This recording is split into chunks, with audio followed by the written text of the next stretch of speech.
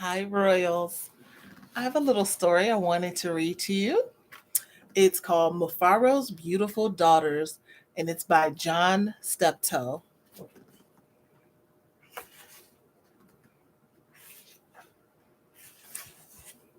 Mufaro's Beautiful Daughters, an African Tale. A long time ago, in a certain place in Africa, a small village lay across a river and a half day's journey from a city where a great king lived. A man named Mufaro lived in this village with his two daughters, who were called Manyara and Nyasha. Everyone agreed that Manyara and Nyasha were very beautiful. Man- Manyara was almost always in a bad temper. She teased her sister whenever their father's back was turned, and she had been heard to say, "Someday, Nyasha, I will be queen, and you will be my servant in my household." "If that should come to pass," Nyasha responded, "I will be pleased to serve you. But why do you say such things? You are clever and strong and beautiful. Why are you so unhappy?" "Because everyone talks about how kind you are, and they praise everything you do," Manyara replied. "I'm certain that father loves you best. But when I am queen, everyone will know that your silly kindness is only weakness." Hmm, a little bit of conflict already. Nyasha was sad that Manyara felt this way, but she ignored her sister's words and went about her chores. Nyasha kept a small plot of land on which she grew millet, sunflowers, yams, and vegetables. She always sang as she worked, and some said that her singing made her crops more bountiful than anyone else's.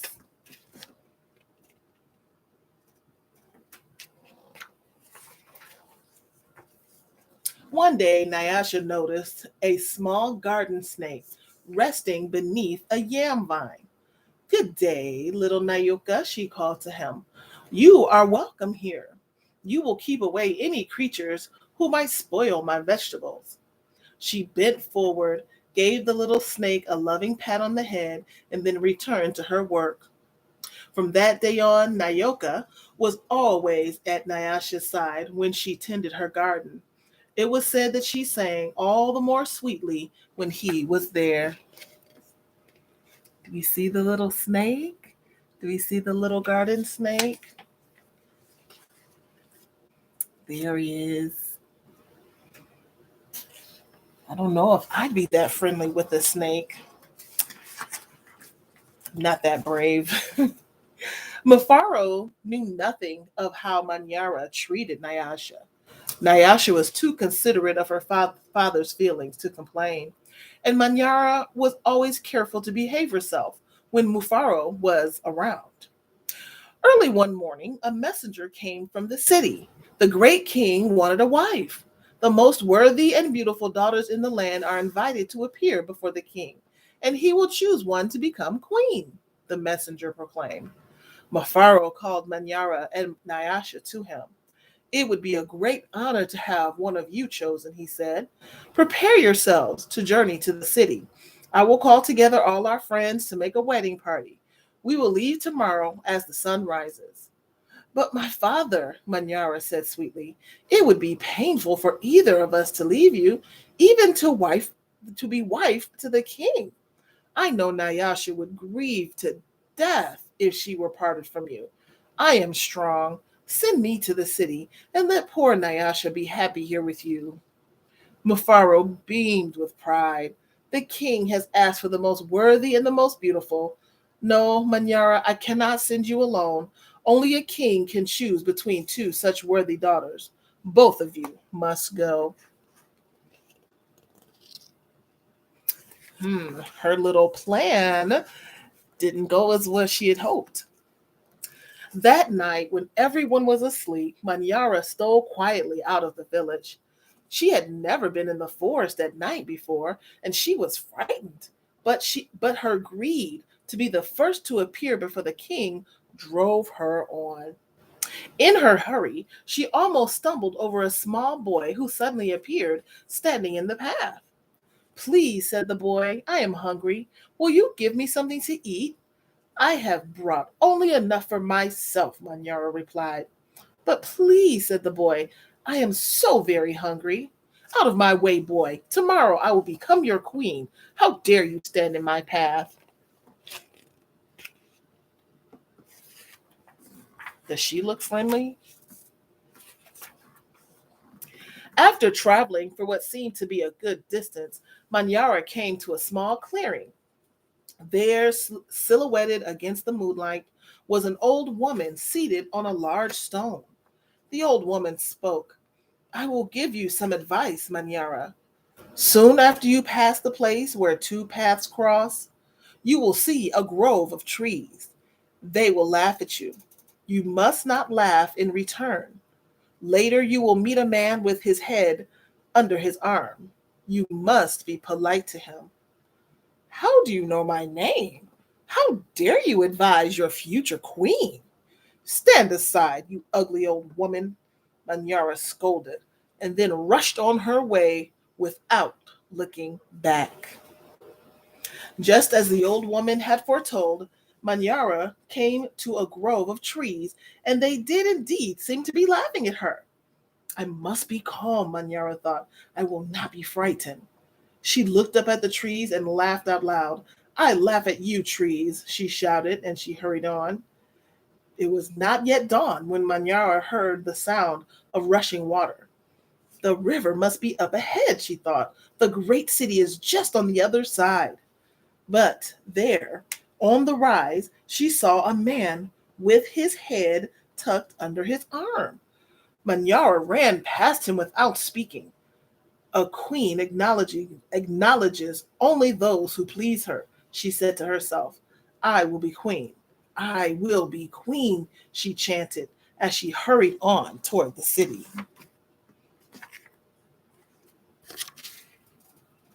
She is definitely in a rush. Nyasha woke at the first light of dawn. As she put on her finest garments, she thought how her life might be changed forever beyond this day. "I'd much prefer to live here," she admitted to herself.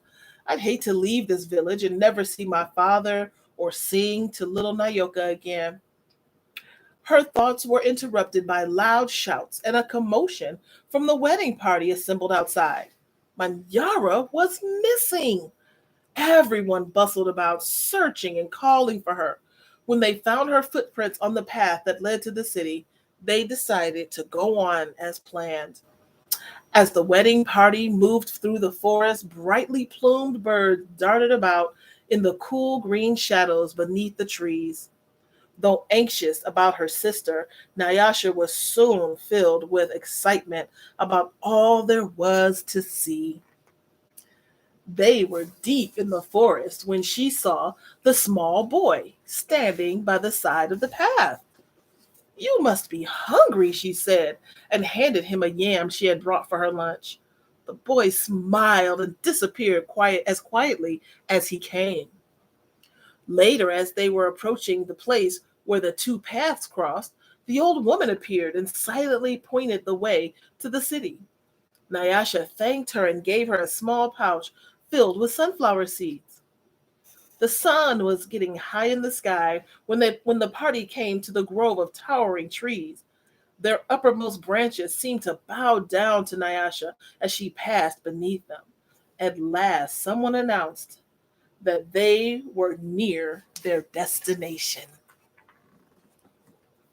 Nyasha ran ahead and topped the rise before the others could catch up with her.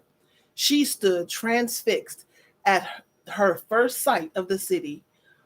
"Oh, my father," she called, "a great spirit must stand guard here. Just look at what lies before us. I never in all my life dreamed that there could be anything so beautiful." Her first time seeing the big city. Wow. Arm in arm, Nyasha and her father descended the hill, crossed the river, and approached the city gate. Just as they entered through the great doors, the air was rent with piercing cries, and Manyara ran wildly out of the chamber at the center of the enclosure. When she saw Nyasha, she fell upon her, sobbing. Do not go to the king, my sister. Oh, please, father, do not let her go, she cried hysterically. There's a great monster there, a snake with 5 heads. He said that he knew all my faults and that I displeased him. He would have swallowed me alive if I had not run. Oh, my sister, please do not go inside that place. It frightened Nyasha to see her sister so upset. But leaving her father to comfort Manyara, she bravely made her way to the chamber and opened the door. Her sister was very grieved about what was going what she saw in there. But let's see, what did Nyasha see? On the seat of the great chief's stool lay the little garden snake. Nyasha laughed with relief and joy. My little friend, she exclaimed, it's such a pleasure to see you, but why are you here? I am the king, Nyoka replied. And there, before Nyasha's eyes, the garden snake changed shape. Hmm, that's quite a turn. I am the king. I am also the hungry boy with whom you shared a yam in the forest, and the old woman to whom you made a gift of sunflower seeds. But you know me best as Nyoka, because I have been all of these. I know you to be the most worthy and most beautiful daughter in the land. It would make me very happy if you would be my wife.